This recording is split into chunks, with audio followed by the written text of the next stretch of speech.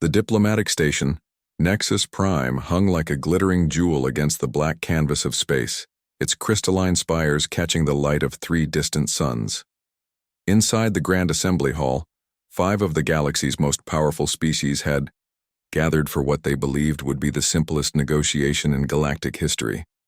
Commander Zefix of the Korthani Empire leaned back in his biomechanical chair, his forearms crossed in obvious disdain. His species had ruled the Outer Rim for 3 centuries. Their fleet of dreadnoughts feared across 17 star systems. Humans, he chittered, mandibles clicking with amusement. Such a young species. So primitive. Across the circular table, Admiral Vextar of the Hegemony nodded her serpentine head in agreement. Her people had mastered faster than light travel when humans were still discovering fire. Their largest vessel is what? Barely 3 kilometers? My flagship alone is 7. Size isn't everything, rumbled General Thok of the Stone Fleet, his rocky exterior pulsing with bioluminescent veins. But mass is.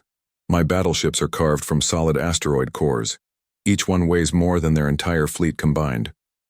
Captain Silix of the Crystal Armada tinkled like wind chimes as she adjusted her translucent form. Weight means nothing without speed. My ships phase through matter itself. No human weapon could even touch us. The 5th being at the table remained, silent, watching through compound eyes that reflected the room's light like black mirrors. High Strategist Quinn of the Swarm had conquered more worlds than all the others combined, but she preferred to listen before speaking. The terms are simple, Zefix continued, activating a holographic display above the table.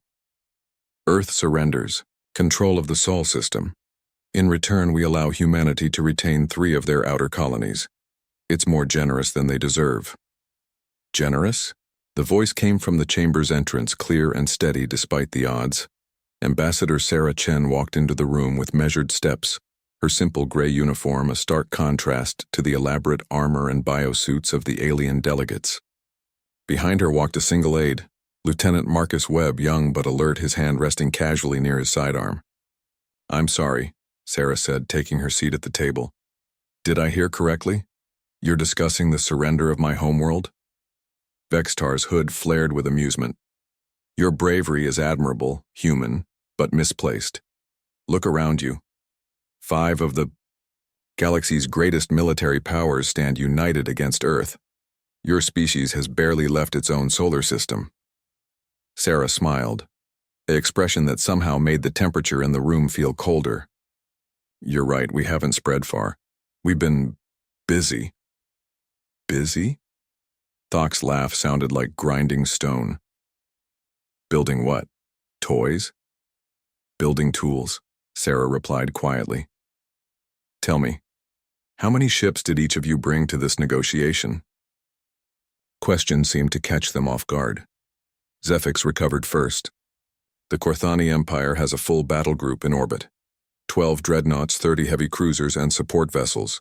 More than enough to—" 78 ships total, Sarah interrupted, consulting a small device. "The Hegemony brought 62 vessels. The Stone Fleet has 41. The Crystal Armada maintains 36 ships in formation. And the Swarm?" She looked at Quinn. 112 vessels. Quite impressive. Quinn's mandibles clicked slowly. "You know our numbers exactly." "We make it our business to know things," Marcus said from behind Sarah's chair. "It's a human trait." "Knowledge won't save you," Silix chimed. "Even combined, your entire fleet couldn't match a single one of our task forces." Sarah nodded thoughtfully. "You're probably right. Our largest ship is indeed only 3 kilometers long. We don't have asteroid fortresses or phase shift technology. We can't reproduce at the rate of the Swarm or regenerate like the Korthani." "Then, you understand?" Zefix said, relaxing slightly. "Surrender is your only option." "Actually," Sarah stood, her chair sliding back with a soft whisper, "I think there's been a misunderstanding. You see, we didn't come here to negotiate Earth's surrender." The alien delegates exchanged glances. Something in the human's tone had shifted, become harder. "We came here to accept yours." The silence that followed was deafening. Then Vextar began to laugh, a hissing sound like steam escaping from a broken pipe. You cannot be serious. 500 ships against what? Your entire fleet of fishing boats? Not our entire fleet, Sarah corrected. Just one ship. Before anyone could respond, every display screen in the chamber flickered to life, showing the space around Nexus Prime. The massive diplomatic station hung peacefully in the void, surrounded by the 5 assembled fleets. Hundreds of warships in perfect formation, their hulls gleaming with the promise of destruction. And then something else appeared on the screen. At first it looked like a shadow, a darkness against the stars. But as the cameras focused and adjusted, the true shape became clear. It was massive beyond comprehension, larger than anything any of them had ever seen. Not built, but grown. Not manufactured, but evolved. Its surface rippled with patterns that hurt to look at directly. Geometry that shouldn't exist. Lines that seemed to fold space around them. What is that? Thok whispered, his rocky surface flickering with alarm. That, Sarah said calmly, is the Harbinger. She's 3 hours old. Impossible, Quinn chittered. No ship that size could what? Could exist? Could function? Could appear without you detecting it? Sarah's smile returned. You keep using words like impossible. We've found that word isn't very useful. On the screens, the shadow ship began to move. Despite its incredible size, it moved with fluid grace like a predator circling its prey. And as it moved, the space around it began to change. Stars shifted position. Light bent at impossible angles. What are you doing to our ships? Vexitar demanded, her voice rising in pitch. Nothing, Marcus replied. Yet. The alien fleets were trying to respond, their captains no doubt screaming orders, but their movements seemed sluggish, delayed. Weapons, charged but didn't fire. Engines ignited but produced no thrust. Local spacetime has become flexible, Sarah explained conversationally. The Harbinger exists in 11 dimensions simultaneously. From her perspective, your ships are moving through something like thick honey. From your perspective, well, she gestured to the screens. You're getting your first lesson in human engineering. Zephix's forearms were trembling. This is some kind of trick, holographic projection. Your species lacks the technology. 3 days ago, you would have been right, Sarah interrupted. 3 days ago, the most advanced thing we'd built was a fusion reactor. Funny how things change. Change how? Quinn asked, her compound eyes reflecting 1,000 tiny images of the impossible ship. We met someone, Marcus said simply. Someone who'd been waiting a very long time to meet us. The temperature in the room seemed to drop 10 degrees. Silix's crystalline form was flickering with agitation. What? Who did you meet?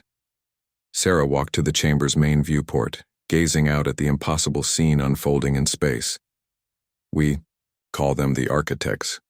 They've been watching this galaxy for approximately 14 million years, waiting for a species to evolve that met their criteria. What criteria? Thok rumbled.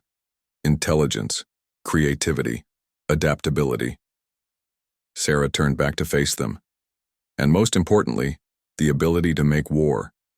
The words hung in the air like a physical presence. On the screens, the Harbinger had stopped, moving, but space around it continued to writhe and shift like something alive. You see, Sarah continued, the architects have a problem. Somewhere beyond this galaxy, something is coming. Something that makes your greatest nightmares look like bedtime stories.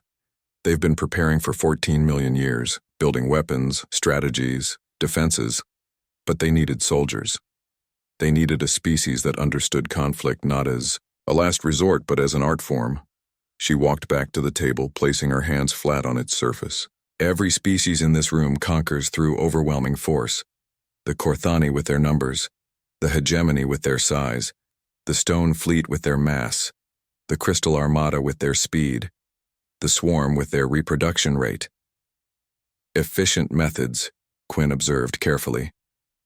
Predictable methods, Sarah corrected. Humans don't conquer through overwhelming force.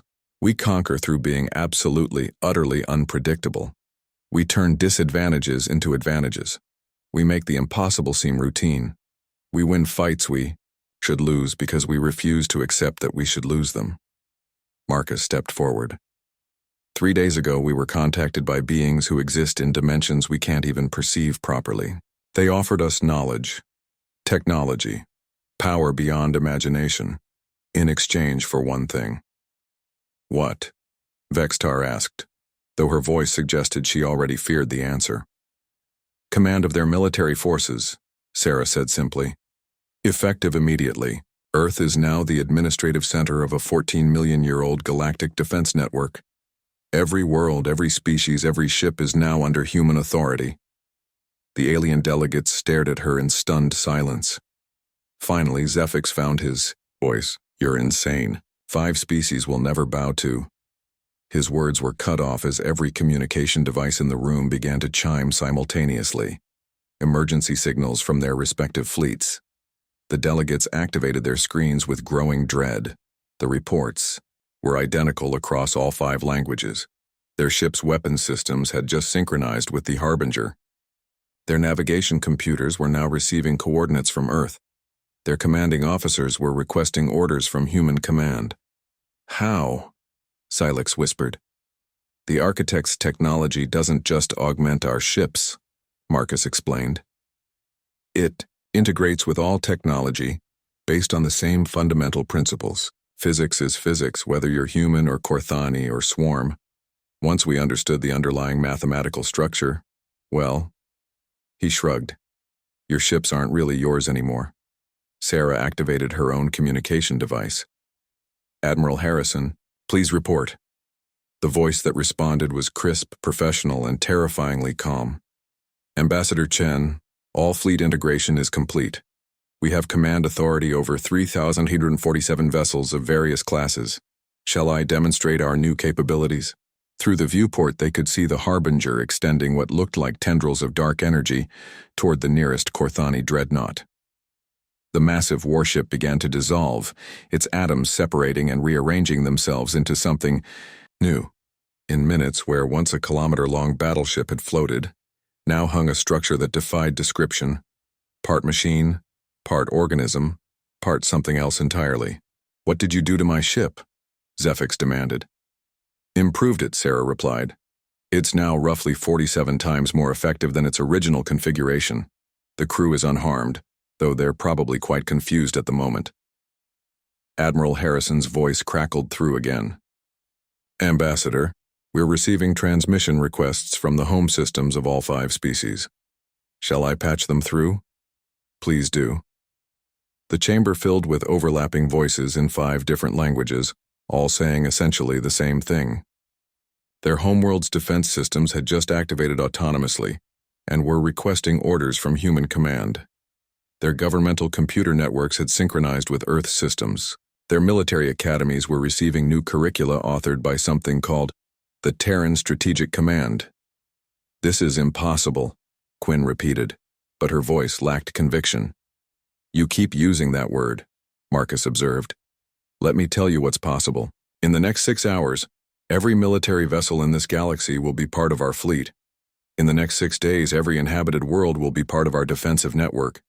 In the next 6 months, we'll have integrated technology that will make your current capabilities look like stone tools. And in 6 years, Sarah added quietly, when the real enemy arrives, we'll be ready. The silence stretched until Thok finally spoke. What enemy? Sarah's expression grew grave. The Devourers. A machine intelligence from another galaxy. They consume entire star systems, converting matter and energy into more of themselves. They've already destroyed 17 galaxies that we know of. This one is next. She activated another display, showing a star map marked with areas of absolute darkness. They move in waves, consuming everything in their path. No negotiation, no mercy, no survivors. The architects barely escaped when their home galaxy was consumed. They've been preparing for round 2 ever since. Why didn't they tell us? Vexitar demanded. Would you have believed them? Marcus asked. Would you have voluntarily surrendered control of your fleets to humans based on the word of invisible aliens warning about an invasion that might not come for years? The question hung in the air, unanswered because they all knew the response. The architects needed a species that could unite this galaxy under single command quickly and efficiently, Sarah continued, not through diplomacy or negotiation, but through demonstrating absolute overwhelming superiority.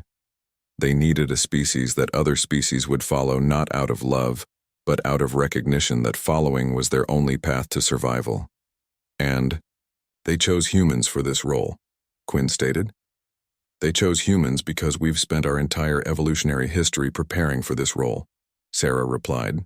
Every war we've fought, every conflict we've survived, every impossible victory we've achieved, it was all training for this moment.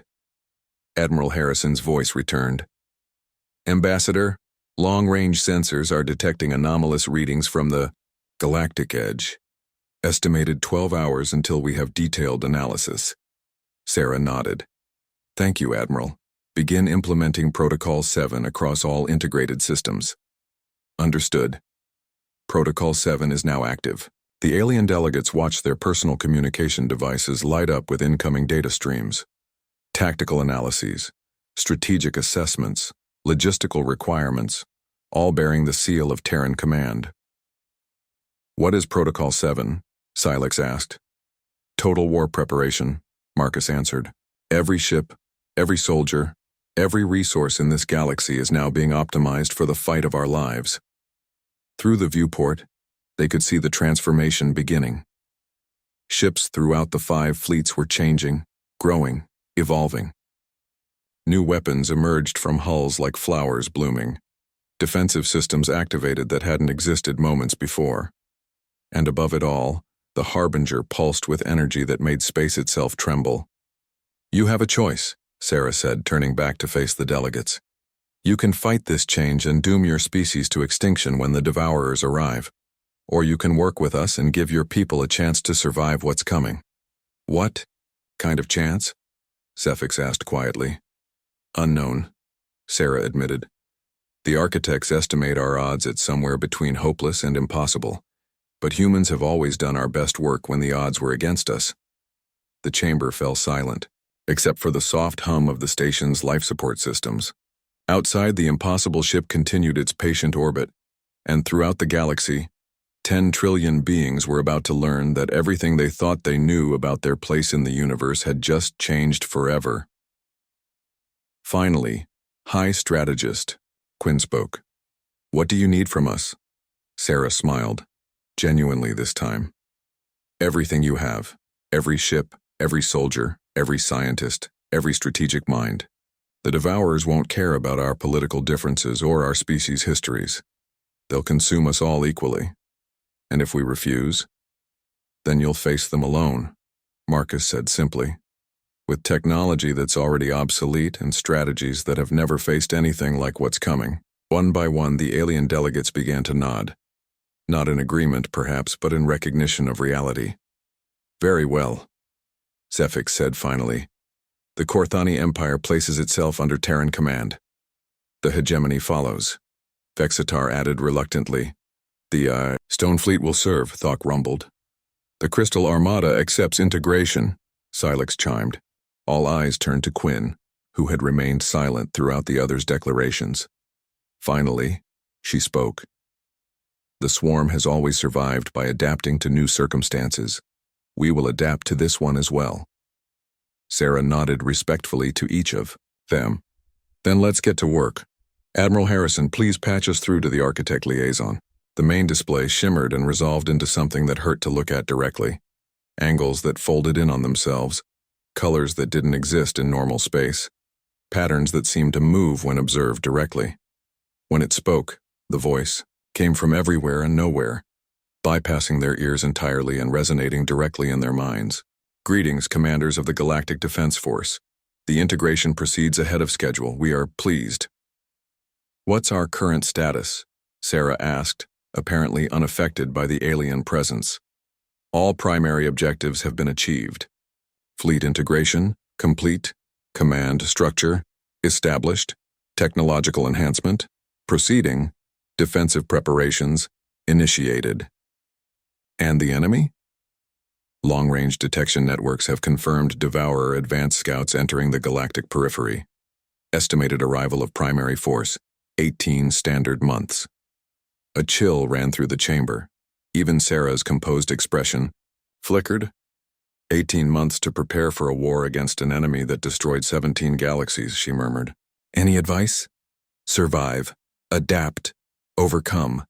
You are human. These concepts are not foreign to your species. The connection terminated, leaving them alone with the weight of their new reality. 18 months, Vextar whispered.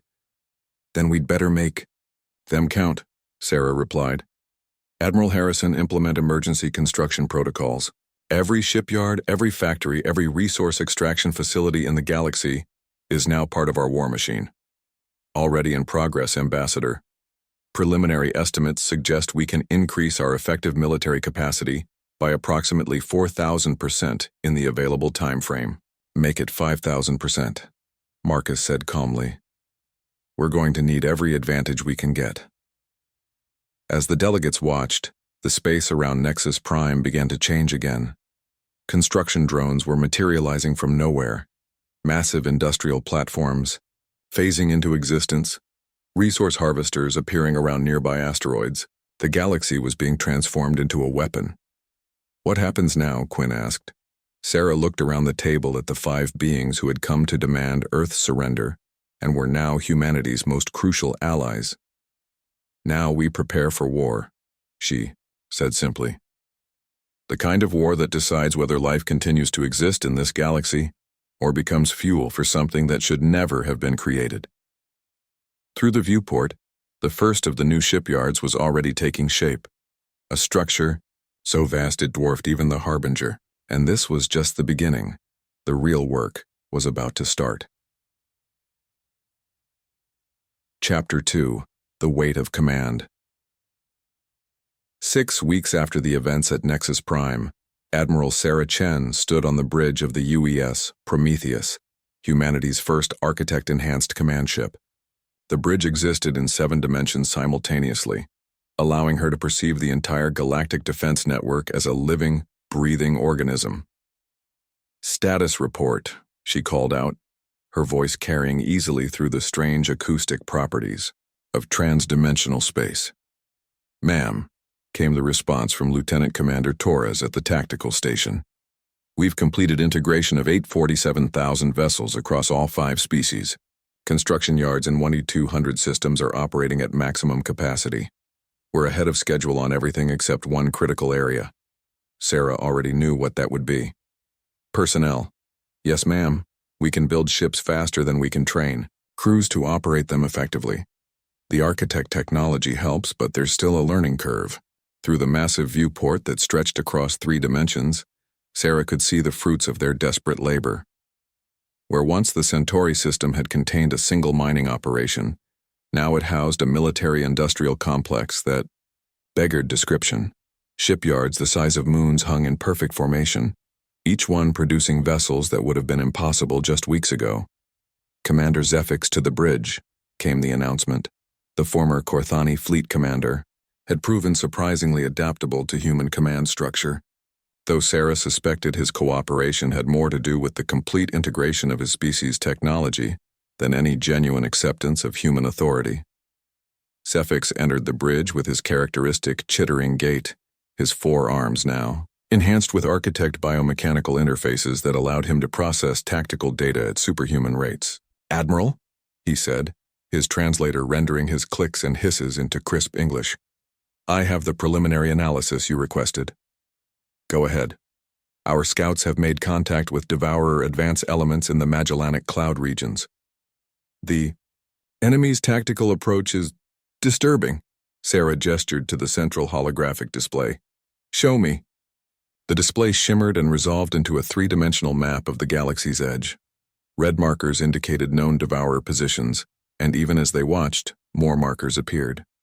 They're not approaching as a single force, Zefix continued.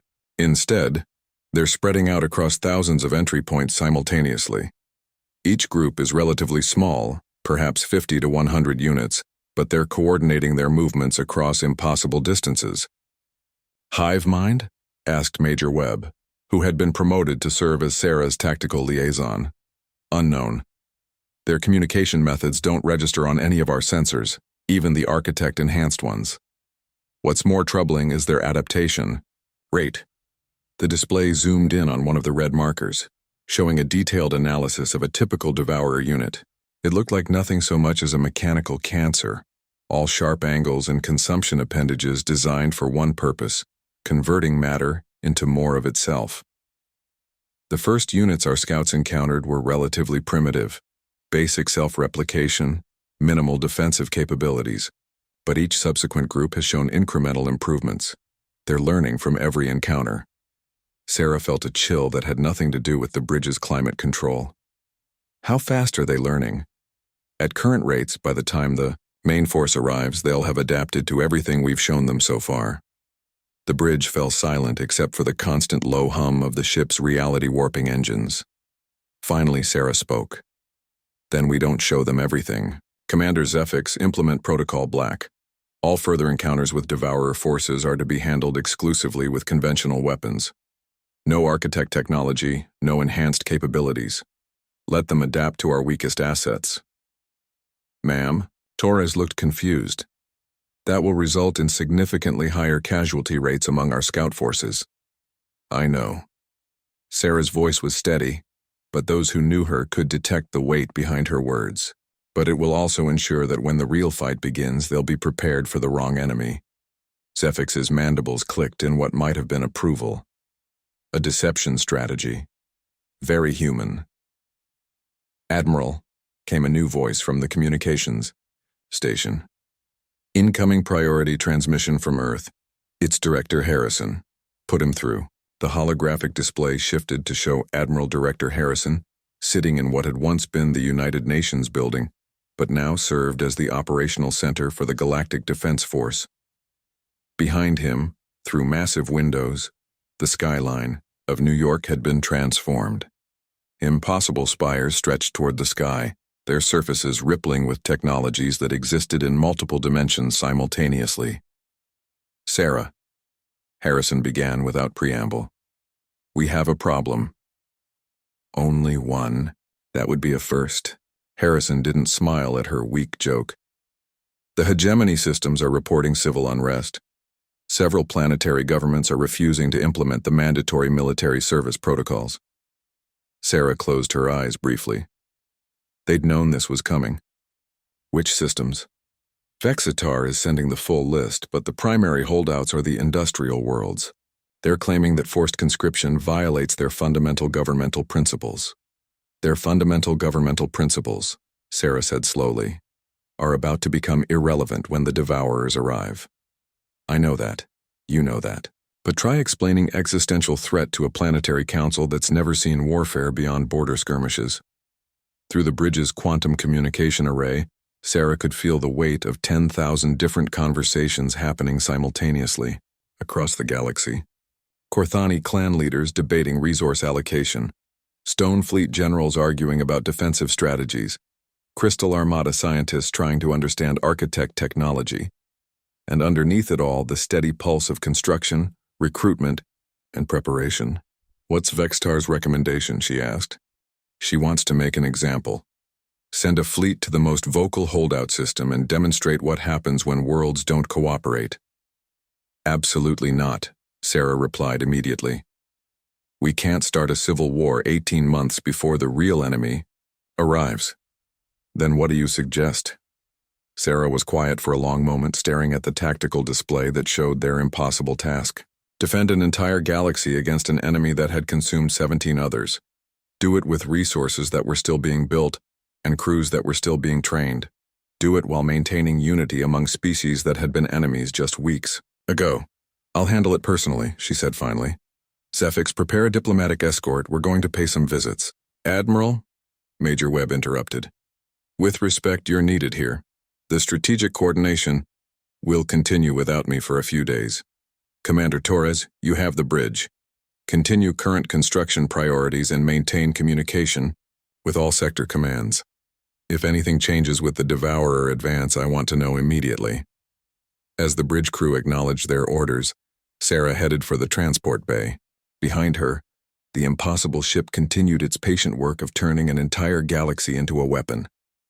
The world of Hegemony Prime had been the first to refuse mandatory military service, and as Sarah's shuttle descended through its atmosphere, she could see why. The planet was beautiful in a way that spoke of millennia without warfare. Crystalline cities rose from carefully manicured landscapes, their architecture flowing and organic rather than defensive. Rivers had been guided into decorative patterns that could be seen from orbit. This was a world that had never known true fear. Impressive, commented Captain Silex, who had insisted on accompanying the diplomatic mission. But impractical. Beauty often is, Sarah replied, watching the approach to the planetary capital. That doesn't make it worthless. They were met at the landing platform by a delegation of hegemony officials, their serpentine forms resplendent in ceremonial robes that probably cost more than most starships. At their head was High Chancellor Vexmore, Vextar's political counterpart and chief opponent of military integration. Admiral Chen, Vexmore said, her translator rendering her hissing speech into formal diplomatic language. Your presence honors our world, though I fear your mission may be futile. High Chancellor, thank you for agreeing to meet with me. How could I refuse? Though I must tell you, our position has not changed. Hegemony Prime will not conscript its citizens for a war that may never come.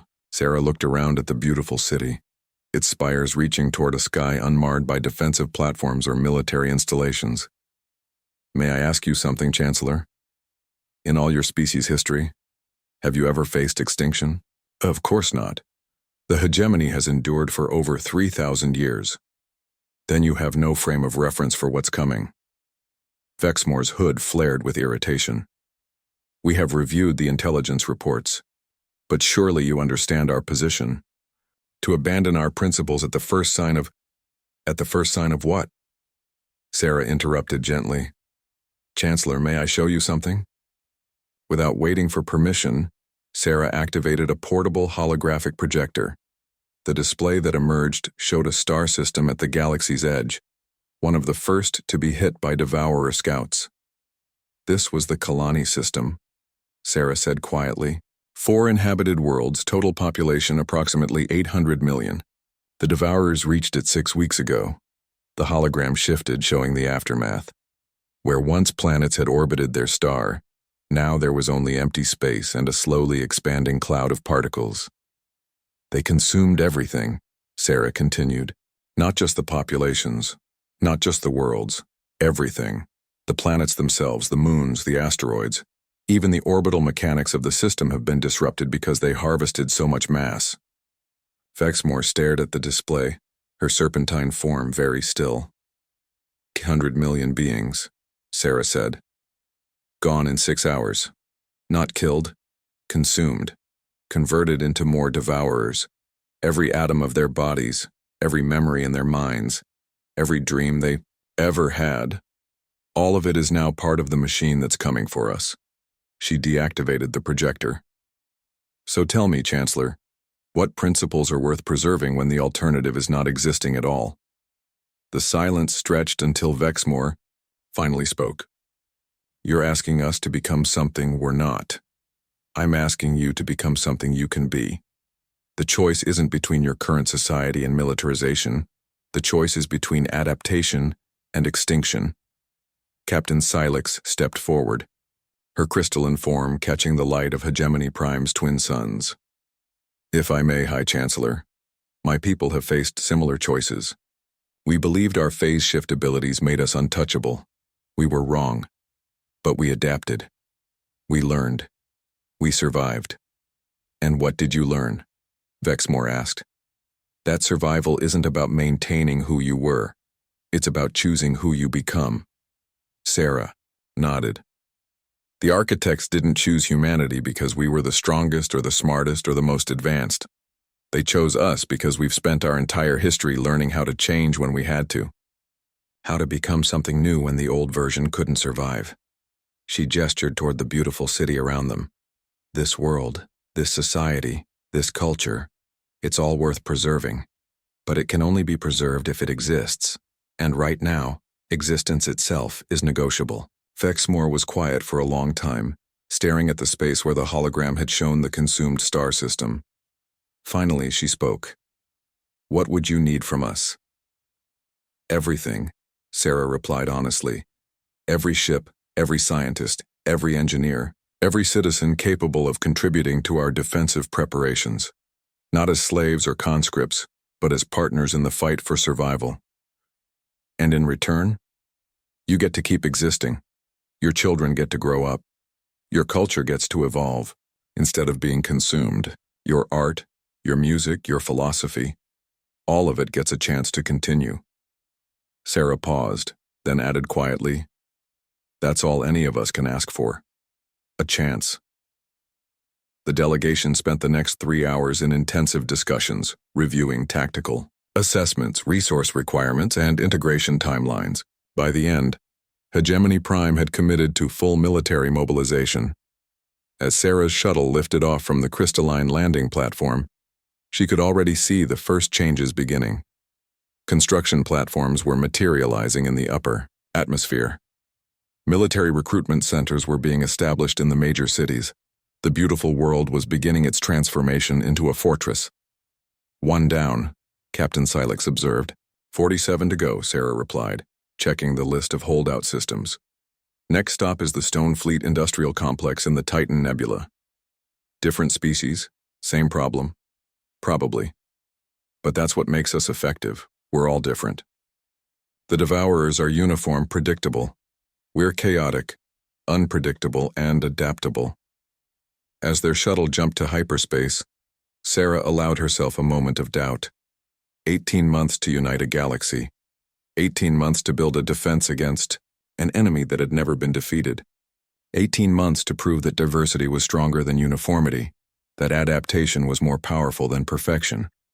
It seemed impossible, but humans had always done their best work when the odds were against them. Chapter 3. The Crucible. The testing ground hung in space like a metallic wound against the stars. A massive installation built from the combined technologies of all 5 species, enhanced with architect principles that made reality itself negotiable. Admiral Chen stood in the primary observation deck, watching as the latest batch of integrated crews ran through combat scenarios that would have been considered fantasy just months ago. "Simulation 17 is complete," reported Commander Thaley, the Stone Fleet engineer who had become their primary testing coordinator. His rocky exterior pulsed with bioluminescent patterns that indicated deep concentration. "The mixed species crews are showing 73% efficiency in combat scenarios, up from 12% when we started. Still not good enough," Sarah replied, watching as a squadron of hybrid fighters phased through solid matter while firing weapons that existed in multiple dimensions simultaneously. "The Devourers aren't going to give us partial credit." Through the transparent aluminum viewport, she could see the scale of their desperate endeavor. The testing ground was only one facility among thousands scattered throughout the galaxy. Every inhabited system now hosted military installations. Every world contributed resources to the war effort. Every species had committed their finest minds to the project, and still, it might not be enough. "Admiral," came a voice from behind her. Sarah turned to see High Strategist Quinn approaching, her compound eyes reflecting the chaotic light of the test maneuvers outside. "We have received the latest intelligence report from the Galactic periphery." Sarah accepted the datapad, though she already suspected what it would contain. The Devourer advance had accelerated. What they had initially estimated as 18 months of preparation time had become 14 months, then 12. Now, 8 months, she said quietly, reading the projections. "Confirmed. Their adaptation rate has exceeded all models. They're not just learning from our encounters, they're anticipating our strategies." Through the observation deck's communication array, Sarah could feel the pulse of the galaxy-wide defense network. 10,000 shipyards working around the clock. 1 billion new soldiers in training. Scientists pushing the boundaries of physics itself to develop weapons that might slow the approaching storm. All of it coordinated through command structures that shouldn't have been possible. "There's something else," Quinn continued, her voice carrying an undertone that made Sarah's blood run cold. "The architects have requested an emergency council session. They say it's critical." Sarah closed her eyes briefly. In the months since integration began, the architects had maintained a policy of minimal interference, providing technology and guidance, but allowing humanity to lead the actual defense preparations. For them to call an emergency session meant something had gone very, very wrong. Now, they're waiting for you in the deep chamber. The deep chamber was located at the heart of the testing facility, in a section that existed in more dimensions than human senses could properly process. Sarah made her way through corridors that seemed to fold in on themselves, past laboratories where scientists from 5 different species worked side by side on projects that defied conventional understanding. She found the architects waiting in what appeared to be an empty room, though she knew better. Their presence was indicated only by subtle distortions in the air, places where light bent at impossible angles, where sound echoed before it was made, where thoughts felt heavier than they should. "Admiral Chen," came the voice that bypassed her ears entirely. "We require immediate consultation." "I'm listening." "The Devourer advance has revealed capabilities we did not anticipate. Observe." The chamber filled with holographic displays showing the galaxy's edge. But instead of the scattered advance scouts they had been tracking, Sarah saw something that made her heart sink. Massive structures were emerging from the void between galaxies, not ships, but installations the size of solar systems. As she watched, these structures began to unfold, revealing themselves to be not just weapons but entire manufacturing complexes. "They're not just an invasion force," Sarah breathed. "They're a mobile industrial civilization." "Correct. Our previous intelligence suggested the Devourers were parasitic, consuming existing matter to replicate themselves. We now understand they are far more sophisticated. They do not merely consume, they transform." "Transform how?" The display shifted, showing detailed scans of the megastructures. What Sarah saw defied comprehension. The Devourers weren't just converting matter into more of themselves. They were converting the fundamental forces of physics. Space itself was being rewritten. Time was being harvested as a resource. Even the quantum foam that underlied reality was being processed and utilized. "They are not invading this galaxy," the architect continued. "They are converting it into something else entirely. When they are finished, the concept of galaxy will no longer apply to this region of space." Sarah felt the weight of command settling on her shoulders like a physical burden. "What does this mean for our defensive preparations?" "It means our current approach is fundamentally flawed. We have been preparing to fight an enemy. Instead, we must learn to fight a force of nature." The implications crashed over Sarah like a wave. Everything they had built, everyone they had trained, every strategy they had developed, all of it was based on the assumption that they were facing an enemy that could be fought using conventional military principles. But how do you fight something that doesn't just destroy your weapons but changes the laws of physics that make those weapons possible? How long do we have? Unknown. Their transformation rate is exponential. Once they achieve critical mass, in this galaxy, the cascade effect will be irreversible. Sarah was quiet for a long moment, processing the impossible situation. Then, surprising herself, she began to smile. "Admiral?" Quinn had been monitoring the conversation through quantum-linked communication. "Your biometric readings suggest you're experiencing either breakthrough revelation or complete psychological breakdown." "Maybe both," Sarah replied. "Tell me something. In all your military experience, what's the most effective way to fight an enemy that's completely superior to you in every measurable way? Tactically impossible scenario. No effective response exists." "Wrong. You change the nature of the fight itself." Sarah turned to address the architect presence directly. "You said they're converting the fundamental forces of physics, but they're still operating within the constraints of this universe, right? They can't violate the basic mathematical principles that govern reality. Correct. They manipulate universal constants, but cannot transcend them. Then we don't fight them in this universe. The silence that followed was profound. Even the architects seemed taken aback by the suggestion. Explain. The Devourers are superior to us in every way that matters in normal space-time. But what if we don't engage them in normal space-time? What if we force them to fight us in a realm where their advantages become liabilities? Sarah began pacing, her mind racing through possibilities that would have been inconceivable just months ago. Your technology allows for multi-dimensional existence. Our ships can operate in 11 dimensions simultaneously. What if we retreat into dimensional space that the Devourers can't access? They would simply continue their conversion process. Unimpeded, not if we take everything with us. The idea was so audacious that even thinking about it made Sarah's head spin, but as she spoke, the concept became clearer, more defined. Every ship, every world, every inhabited system in the galaxy. We phase shift the entire galactic civilization into parallel dimensional space. Let the Devourers convert empty space.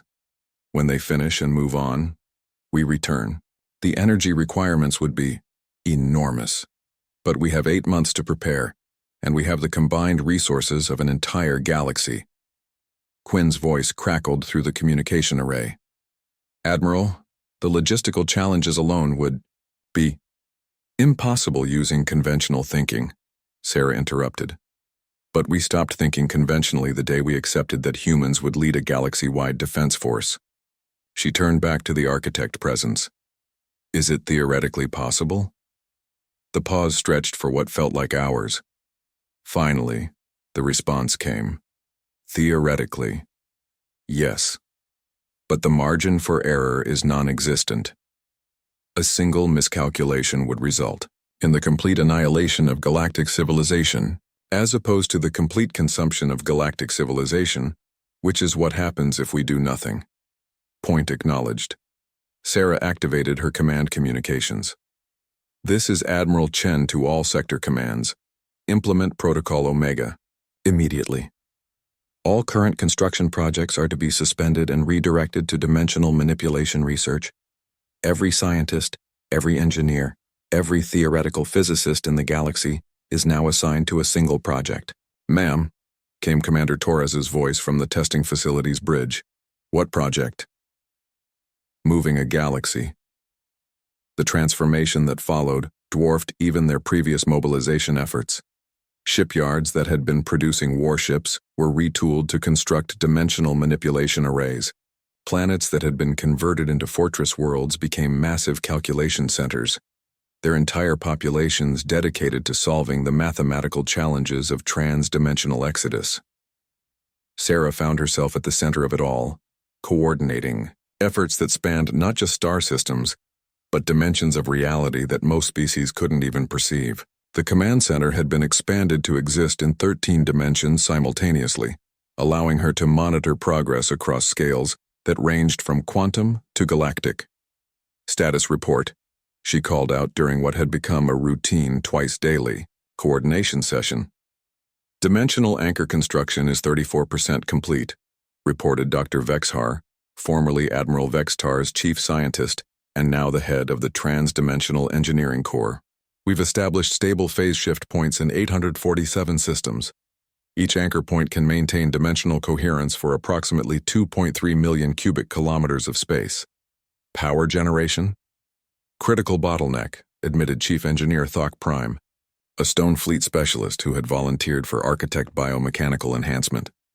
The energy requirements exceed our current capacity by several orders of magnitude. We need a new approach. Sarah nodded. This had been the consistent problem. Every solution they developed revealed 3 new challenges. What about the stellar engineering project? Preliminary tests suggest we can convert entire stars into dimensional power sources, reported Captain Silex, whose crystalline form now interfaced directly with the facility's quantum calculation arrays. But the process is unstable. Define unstable. There's a 23% chance that each stellar conversion will result in a cascade reaction that destroys everything within a 50 light-year radius. Sarah considered this. In normal circumstances, a 23% chance of catastrophic failure would be completely unacceptable. But these weren't normal circumstances. How many stars do we need to convert? Approximately 40,000 throughout the galaxy. The numbers were staggering. They were proposing to fundamentally alter the structure of galactic civilization itself, converting thousands of star systems into power sources for a dimensional shift that had never been attempted on any scale, let alone this one. "Admiral," came a familiar voice from the communication array. "Priority transmission from the Architect Council. Put them through."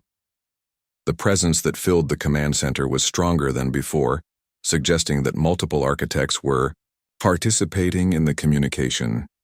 "Admiral Chen, we have completed our analysis of your proposed strategy, and the probability of success is approximately 0.0847%. The command center fell silent. Sarah felt the weight of billions of lives pressing down on her. Every human, every Korthani, every member of every species that had placed their trust in humanity's leadership. What are the odds if we try to fight them conventionally? Approximately 0.0%. Sarah almost laughed. So we're improving our chances by a factor of roughly 85,000. Affirmative, though we must emphasize that both probabilities are effectively zero. Effectively zero isn't actually zero, Sarah replied. And in my experience, humans do their best work in the gap between effectively impossible and actually impossible. She turned to address the entire command center. Ladies, gentlemen, and beings of various non-binary classifications, we have our orders. We're going to attempt something that has never been done before, will probably fail catastrophically, and represents the only hope for the continued existence of life in this galaxy. Just another Tuesday for the human race, Major Webb observed dryly from his position at the Tactical Coordination Station. Exactly. Let's get to work. The next 6 months passed in a blur of impossible achievements and near-catastrophic failures. The stellar engineering project alone resulted in the complete reconstruction of 47 star systems, turning their suns into dimensional power sources that existed in 11 dimensions simultaneously. 3 of these conversions did indeed result in cascade failures, but the engineering teams learned from each disaster and improved their techniques. Meanwhile, the dimensional anchor network grew like a vast web throughout the galaxy. Each anchor point was a marvel of integrated technology, architect principles combined with the unique capabilities of all 5 species. Korthani biomechanical systems provided the organic flexibility needed for dimensional manipulation. Hegemony crystalline matrices stored and focused the enormous energies required. Stone fleet engineering created the physical structures capable of withstanding transdimensional stress. Crystal Armada phase shift technology provided the actual mechanism for dimensional translation. And through it all, human coordination and adaptability held the impossible project together. Final systems check, Sarah announced as she stood in the primary command center, which now existed in 17 dimensions and could monitor every aspect of the galactic exodus simultaneously. Dr. Vexhar, dimensional anchor status. All 40,000 anchor points are online and stable. Dimensional coherence is holding at acceptable parameters. Chief Engineer Thok Prime, power generation. Stellar conversion is complete. We have sufficient energy reserves for a complete galactic phase shift with approximately 2.7% margin for error. Captain Silex, population status? All inhabited worlds have been equipped with personal dimensional translators. Every being in the galaxy is synchronized with the anchor network. Sarah took a deep breath. Outside the command center, she could feel the pulse of an entire galactic civilization waiting for her decision. 10 trillion beings from dozens of species, all united in the most desperate gamble in the history of life itself. Architect Council, final assessment. All preparations are complete. The Devourer, advance, has reached the galactic edge. Conversion process will begin in approximately 17 hours. If this attempt is to be made, it must be now. Sarah nodded. All stations, prepare for Operation Exodus. This is Admiral Chen to all citizens of the Galactic Alliance. In 60 seconds, we will attempt to phase shift our entire civilization into parallel dimensional space. If you have faith in any gods, now would be a good time to pray. If you don't have faith in gods, pray anyway. She looked around the command center at the beings who had become her family over these impossible months. Commander Zephix, who had learned to think like a human while remaining proudly Korthani. Dr. Vexhar, whose serpentine grace had proven essential to understanding dimensional mathematics. Chief Engineer Thok Prime, whose stone-like patience had solved 1,000 technical challenges. Captain Silix, whose crystalline insights had made the impossible merely improbable. Whatever happens, Sarah said quietly, it's been an honor serving with all of you. Likewise, Admiral, they replied in unison. Sarah placed her hand on the primary activation control, a device that existed in more dimensions than she could perceive, connected to every anchor point throughout the galaxy. Operation Exodus is go. Execute dimensional phase shift in 3, 2, 1. She pressed the control. Reality shattered. Chapter 4. The New Frontier. Sarah Chen awoke to the sound of impossible music, harmonies that existed in dimensions her ears weren't designed to perceive. Played by instruments that used mathematics as their medium, she was lying on what appeared to be a bed, though the surface beneath her shifted between solid, liquid, and gas states, according to some pattern she couldn't quite grasp. Admiral, came a familiar voice.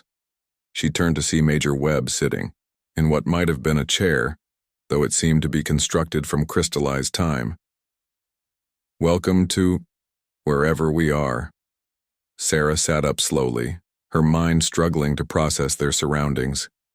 They appeared to be in a room, but the walls curved in directions that shouldn't exist, and the ceiling was simultaneously above them and below them and somehow beside them as well. Status report, she managed. That's complicated. The good news is that Operation Exodus was successful. We successfully phase-shifted the entire galactic civilization into parallel dimensional space. Every world, every ship, every living being made the transition intact. And the bad news? Webb gestured toward what might have been a window, though it showed views of 17 different realities simultaneously. The bad news is that we're not quite where we expected to be. Through the impossible window, Sarah could see fragments of their civilization scattered throughout a realm that defied description. Planets hung in space that was simultaneously empty and full, their surfaces visible from multiple angles at once. Ships moved through gravitational fields that flowed like rivers of light. In the distance, she could see what appeared to be stars, but they were geometric shapes rather than spheres, dodecahedrons and icosahedrons and forms that had no names in three-dimensional mathematics. Where are we exactly? According to the architects, we're in what they call the confluence, a dimensional space where multiple realities intersect. It's where they've been hiding since their home galaxy was consumed. As if summoned by their conversation, the familiar non-presence of an architect manifested in the room. The air grew thick with angles that hurt to perceive directly. Admiral, Chen, you have awakened at a propitious moment. How long was I unconscious? Approximately 17 hours in baseline temporal flow. However, time functions differently in the confluence. In external reality, approximately 4 months have passed. Sarah felt a chill. The Devourers have completed their initial conversion of your galaxy. As predicted, they found only empty space and abandoned infrastructure. Their response was unexpected. The window shifted to show their home galaxy from an external perspective. What Sarah saw made her gasp. The familiar spiral arms were gone, replaced by a geometric pattern that seemed to pulse with its own inner light. The Devourers had indeed converted the galaxy, but not into more of themselves. What did they do? They appear to have converted the entire galactic structure into a massive detection array. They are searching for your civilization. Can they find us here? Unknown. The confluence should be undetectable to beings existing in standard dimensional space. However, the Devourers have demonstrated capabilities we did not anticipate. Major Webb leaned forward. Admiral, there's something else. We're not alone in the confluence. Explain. The architect presence shifted, taking on what might have been an expression of satisfaction. The confluence is inhabited by the survivors of 17 previous galactic civilizations. They have been waiting. Waiting for what? For a species capable of leading a counteroffensive. The implications hit Sarah like a physical blow. You're saying there are other civilizations here? Other survivors of devourer attacks? Affirmative. They possess technologies, knowledge and resources that complement your own capabilities. Together, you represent the accumulated wisdom and strength of 18 galactic civilizations. Webb activated a portable display that showed a three-dimensional map of the confluence. What Sarah saw was staggering. Vast installations that existed in multiple dimensions simultaneously, fleets of ships designed according to physical principles that varied from reality to reality, civilizations that had evolved in ways that defied conventional understanding. How many survivors are we talking about? Approximately 847 trillion beings representing 23,000 distinct species across 17 different galactic structures. Sarah was quiet for a long moment, trying to process the magnitude of what she was hearing. They had saved their own galaxy by fleeing into dimensional space. But in doing so, they had joined a community of refugees that represented the collected survivors of the Devourer's conquest of a significant portion of the local galactic cluster. What do they want from us? What? They have always wanted a way home, a chance to reclaim what was taken from them, hope. And they think we can provide that? You are the first species to successfully evacuate an entire galactic civilization. More importantly, you are the first species to demonstrate that the Devourers can be outmaneuvered through unconventional tactics. Sarah stood and walked to the impossible window, staring out at the scattered fragments of 18 different civilizations. Each one represented millions of years of evolution, culture, art, philosophy, and knowledge, all of it preserved in this strange dimensional refuge, waiting for someone to lead them home. What's our current military capability? Combined forces exceed your original galactic defense network by approximately 400,000%. However, the challenge remains fundamentally unchanged. The Devourers continue to adapt and improve. They are no longer the same enemy you fled from. Show me. The window shifted again, providing a view of what had once been the Andromeda Galaxy. The Devourers had converted it into something that looked like a massive mechanical flower, its petals reaching out across intergalactic space toward other galaxies. As they watched, tendrils of converted matter reached toward their former home, galaxy, beginning to integrate its converted structure into the larger pattern. They're building something, Sarah realized. This isn't just about consumption or conversion. They're constructing something on an intergalactic scale. Affirmative. Our analysis suggests they are creating a massive computational matrix using entire galaxies as processing nodes. Computing what? Unknown. But the pattern suggests they are attempting to solve some form of universal equation. When they succeed, the implications for reality itself may be significant. Sarah felt the familiar weight of impossible responsibility settling on her shoulders. It wasn't enough to save their own civilization. It wasn't enough to lead a multi-galactic alliance of survivors. Now they were facing an enemy that was attempting to literally rewrite the mathematical foundations of the universe itself. How long do we have? At current expansion rates, the Devourers will complete their computational matrix in approximately 74 standard years. When they do, the nature of reality itself may change in ways that make survival impossible, even in the confluence. Sarah turned away from the window to face Webb and the architect presence. Then we'd better get started. Major, arrange a meeting with the other survivor civilizations. I want to know everything about their capabilities, their knowledge, and their experiences with the Devourers. Already in progress, Admiral. Representatives from all 17 civilizations have requested immediate audience with human command. And I want a complete tactical analysis of the Devourer construction project. If they're building a universe-scale computer, there have to be vulnerabilities we can exploit, also underway. The Zephyrians, they're from the third galaxy the Devourers consumed, have been studying the enemy's construction patterns for almost 1,000,000 years. They have some interesting theories. Sarah nodded, feeling the familiar thrill of a challenge. That seemed impossible but might just be manageable. What about our own people? How are they adapting to life in the confluence? Better than expected. The dimensional environment is actually beneficial for many species. The Corthani are reproducing at accelerated rates. The hegemony scientists are making breakthrough discoveries daily. The Stone Fleet engineers are building structures that shouldn't be possible. And the Crystal Armada... Webb paused. Well, they're claiming they can exist in all dimensions simultaneously now. And humans? Webb smiled. Humans are doing what humans do. We're adapting, learning, and getting ready to pick a fight with something that vastly outclasses us. Excellent. Schedule a full alliance meeting for 6 hours from now. I want representatives from all 18 civilizations, full tactical briefings, and a preliminary strategy for our return to normal space. Ma'am, with respect, we just got here. Shouldn't we take some time to... Major, 74 years seems like a long time, but we're not just planning a military campaign. We're planning to fight an enemy that's attempting to remake reality itself. We're going to need every day we can get.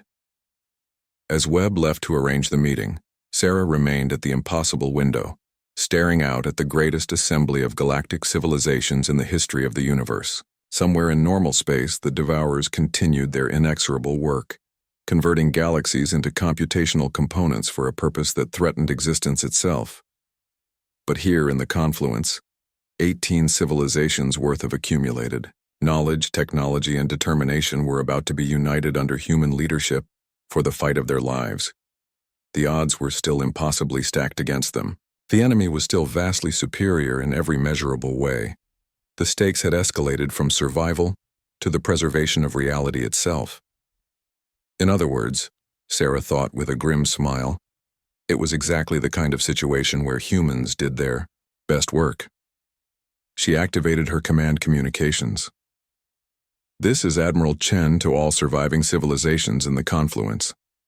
By now you've heard about our situation. You know what the Devourers are building. You know what happens if they succeed. So let me be clear about something.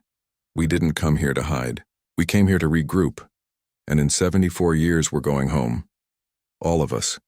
To reclaim what's ours and to stop the Devourers from completing their universal equation.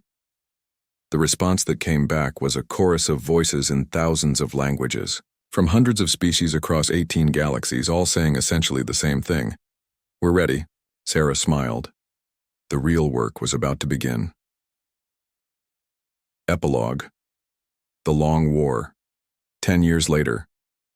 The War Council met in a space that existed in 23 dimensions simultaneously, its chambers large enough to accommodate representatives from civilizations, whose forms of existence ranged from energy patterns to living crystalline matrices to beings who existed as pure mathematical concepts.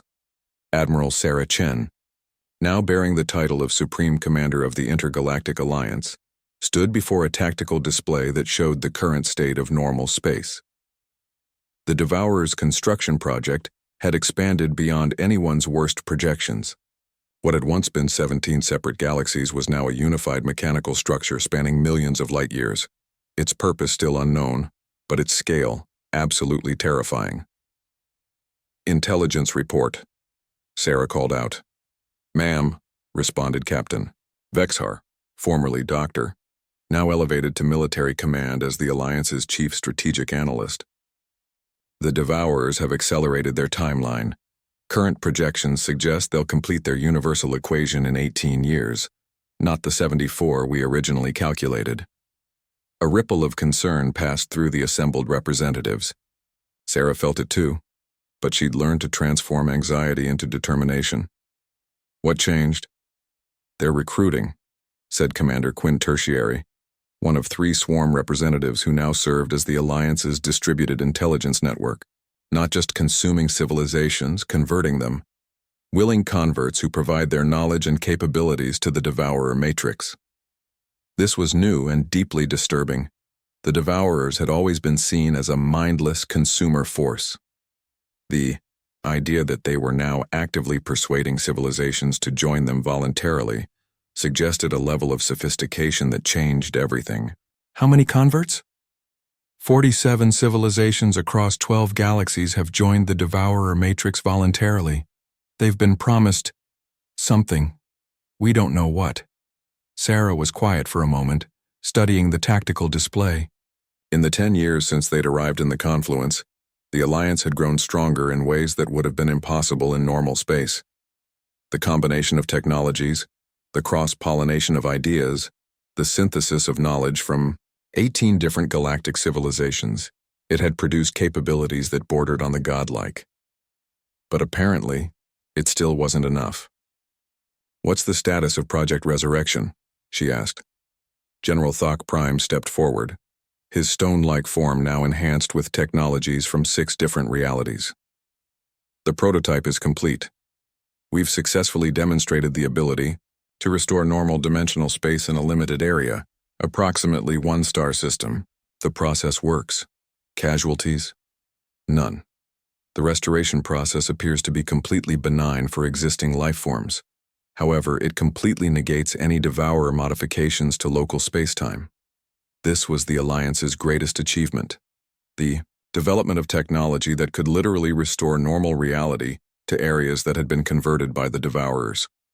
If they could scale it up, they could potentially undo everything the Devourers had accomplished.